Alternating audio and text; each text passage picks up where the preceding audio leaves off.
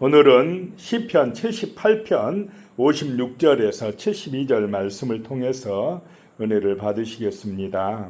이 시편 78편은 이스라엘 역사를 되돌아보며 후손들에게 하나님의 은혜와 인간의 불순종을 교훈으로 전달하는 그런 맞쓰길 교훈시입니다. 56절에 그러나 그들은 지존하신 하나님을 시험하고 반항하여 그의 명령을 지키지 아니하며 그랬습니다. 하나님께서 그 광야에서 불기둥 구름기둥으로 인도하시고 만나를 내려주시고 반석에서 물을 내게 해주셨습니다. 그리고는 요단강을 건너서 가나안 땅을 차지하게 해주셨습니다. 그러나 그들은 치존하신 하나님을 시험하고 반항했다는 것입니다. 그의 명령을 지키지 아니하였다라고 하는 것입니다. 가나안 땅의 그 우상 숭배에 빠져들면서 하나님과의 언약 관계를 버리게 되었다는 것입니다. 하나님의 말씀을 잊어버렸다라고 하는 것입니다. 57절에요. 그들의 조상들 같이 배반하고 거짓을 행하여 속이는 활같이 빗나가서라고 말씀합니다. 광야에서 하나님을 원망하고 거역했던 그들의 조상들처럼 그 후손들도 하나님을 거역하고 배반하고 은혜를 잊어버렸다라고 하는 것입니다. 그래서 거짓을 행하여 속이는 활같이 빗나가서라고 말씀합니다. 하나님 앞에서는 충성을 다하겠다고 약속하였으면서 아멘하였으면서도 돌아서면 세상에 나가면 우상을 숭배하고 말씀과 다르게 살아가는 모습을 가리킵니다. 58절에요. 자기 산당들로 그의 노여움을 일으키며 그들의 조각한 우상들로 그를 진노하게 하였으며 라고 말씀합니다. 산당은 산이나 높은 언덕에 조성해 놓은 우상 숭배 장소입니다. 가나안 사람들은 높고 탁 트인 곳이 신과 가까워진 곳이라고 그렇게 생각을 했습니다. 그래서 거기서 바알과 아세라 등을 섬기는 제단을 쌓았습니다. 그 가나안 족속들이 그렇게 하니까 누구도 따라갔다는 것입니까? 이스라엘 백성들도 언약의 말씀을 잊어버리고 복받은다 하니까 잘 된다고 하니까 그 산당에 가서 우상숭배를 했다라고 하는 것입니다. 자기 산당들을 만들어 놓고 거기 가서 우상 제사에 참여했다는 것입니다. 하나님께 드리는 예배를 잊어버렸다라고 하는 것입니다. 59절에요. 하나님이 들으시고 분내어 이스라엘을 크게 미워하사라고 말씀하고 있습니다. 하나님께서는 그 이스라엘 백성들이 산당에서 드리는 우상 숭배의 소리를 들으셨다는 것입니다. 하나님을 배반하고 중상 몰아가며 부르짖던 소리를 들으셨다는 것입니다. 그래서 이스라엘에게 분내어 크게 미워하셨다라고 하는 것입니다.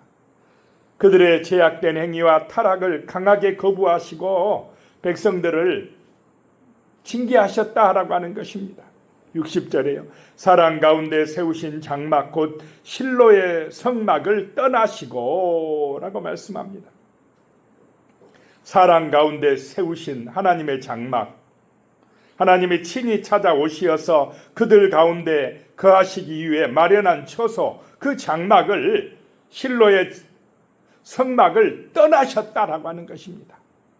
그들이 우상 숭배하니까 탐욕에 빠지니까 언약을 저버리니까 하나님이 어떻게 하셨다는 것입니까? 떠나셨다라고 하는 것입니다. 61절에 그가 그의 능력을 포로에게 넘겨주시며 그의 영광을 대적의 손에 붙이시고 라고 말씀합니다.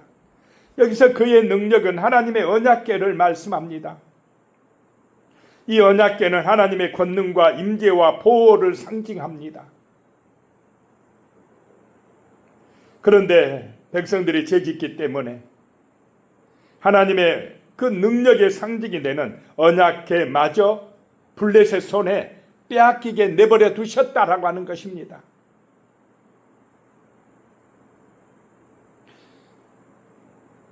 이 이스라엘은요, 그 언약궤를 가져가면 블레셋과의 전투에서 이긴다고 생각을 했습니다. 그런데 어떻게 됐습니까? 전쟁에서 패하고 언약궤마저 빼앗기고 말았다라고 하는 것입니다. 62절에요. 그가 그의 소유 때문에 분내사 그의 백성을 칼에 넘기셨으니 라고 말씀합니다. 그의 소유는 이스라엘 백성들을 가리킵니다. 이스라엘 백성들 때문에, 그들이 우상숭배했기 때문에 하나님이 분내사 그의 백성을 칼에 넘기셨다라고 하는 것입니다. 블레셋의 손에 넘기셨다라고 하는 것입니다.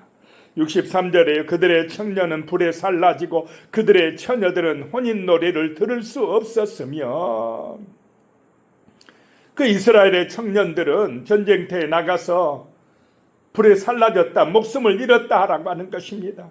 그들의 처녀들은 혼인 노래를 들을 수 없었으며 라고 하는 것입니다. 당시 이스라엘 문화에서는 젊은 처녀가 가정을 이루며 듣는 축하의 혼인 노래를 가장 큰 인생의 기쁨과 축복의 하나로 생각을 했습니다. 그런데 그런 노래를 이제 들을 수가 없게 되었다라고 하는 것입니다. 젊은 청년들이 다 전쟁에 나가 죽었기 때문에 혼인할 상대가 없다는 것입니다. 64절에요. 그들의 제사장들은 칼에 엎드려지고 그들의 과부들은 애곡도 하지 못하였도다. 당시 엘리 제사장의 사악한 두 아들 홈니와 비느하스가 블레셋과의 전쟁에서 목숨을 잃었습니다. 벗개는 뺏겨버렸습니다. 그때에 그 제사장 비느하스의 아내가 임신 중이었습니다. 남편과 시아버지의 사망 소리를 듣고, 남편은 전쟁에서 죽고 시아버지는, 엘리 제사장은 어떻게 해서 죽습니까? 벗개를 뺏겨버렸다는 소식을 듣고 의자에서 넘어져서 죽고, 그 소식을 들은 이 며느리 비느하스의 아내는 갑작스러운 진동 끝에 아이를 낳다가 죽었습니다. 65절에 그때에 주께서 잠에서 깨어난 것처럼 포도주를 마시고 고함치는 용사처럼 일어나사 그랬습니다. 이스라엘이 충분히 징계를 받고 자신의 무력함을 깨달았을 때에, 그 블레셋이 승리에 도취되어 오만해졌을 때에 주께서 잠에서 깨어나듯이 일어나셨다라고 하는 것입니다. 포도주를 마시고 고함치는 용사처럼 일어나시어서 그 블레셋을 치셨다라고 하는 것입니다. 블레셋은 언약궤를 빼앗아가서 그들의 신 다곤의 그 신전에 모셔두었습니다. 다곤 신도 모시고 언약궤도 모시면 자기들이 어떻게 될 거라고 생각했습니까? 더 복 받을 거라고 생각을 했습니다. 그런데 다곤 신상이 어떻게 됐습니까? 무너져 내렸습니다. 66절에요. 그의 대적들을 쳐 물리쳐서 영원히 그들에게 욕되게 하셨도다. 하나님께서 그 다곤 신상을 부러뜨려서 목과 손목이 잘려지게 만드셨습니다. 또 블레셋 온 땅에는 독종 재앙을 내리셨습니다. 결국 블레셋 사람들은 공포에 질려서 언약궤를 다시 이스라엘로 돌려보내게 되었다라고 하는 것입니다. 67절에요. 또 요셉의 장막을 버리시며 에브라임 지파를 택하지 아니하시고 라고 말씀합니다. 야곱의 아들 요셉의 후손인 에브라임 지파는 여호수아 시대 이후 이스라엘의 실질적인 리더 지파였습니다. 하나님의 성막과 언약궤도 그 에브라임 지파의 땅인 실로에 모셔져 있었습니다. 그런데 이 에브라임 지파가 교만하고 하나님의 교훈을 저버렸기 때문에 그 실로의 성막이 모셔져 있는데 우상 숭배하고 부패하여 졌기 때문에 하나님께서 어떻게 해요? 에브라임 지파를 버리셨다라고 하는 것입니다. 요셉의 장막을 버리셨습니다. 68절에요. 그리고는 오직 유다 지파와 그가 사랑하시는 시온산을 택하시며, 자, 이렇게요. 버림받을 수도 있고 또 선택받을 수도 있다는 사실입니다. 에브라임 지파가 귀하게 쓰임 받았는데 그들이 타락하니까 버림받았다는 것입니다. 그리고는 유다 지파를 선택하셨다라고 하는 것입니다. 69절에 그의 성소를 산의 높음같이 영원히 두신 땅같이 지으셨도다. 유다 지파를 선택하고 시온산을 선택하여서 그의 성소를 시온산에 두셨다라고 하는 것입니다. 70절에 또 그의 종 다윗을 택하시되 양의 우리에서 취하시며 라고 말씀합니다. 양의 우리에서 취하셨다라고 하는 것은, 양의 우리는 다윗에게는 단순한 노동의 현장이 아니었습니다. 사자와 곰으로부터 양떼를 목숨 걸고 지키며 돌보고 헌신했던 그런 믿음의 장소였다라고 하는 것입니다. 그 목자의 사명을 잘 감당한 다윗을 하나님이 눈여겨보고 계시다가 이스라엘의 지도자로 선택하셨다라고 하는 것입니다. 71절에요. 전 양을 지키는 중에서 그들을 이끌어내사 그의 백성인 야곱, 그의 소유인 이스라엘을 기르게 하셨나니 라고 말씀합니다. 여기서 전 양은 새끼를 댄 양이나 갓 낳은 새끼에게 젖을 먹이는 양을 뜻합니다.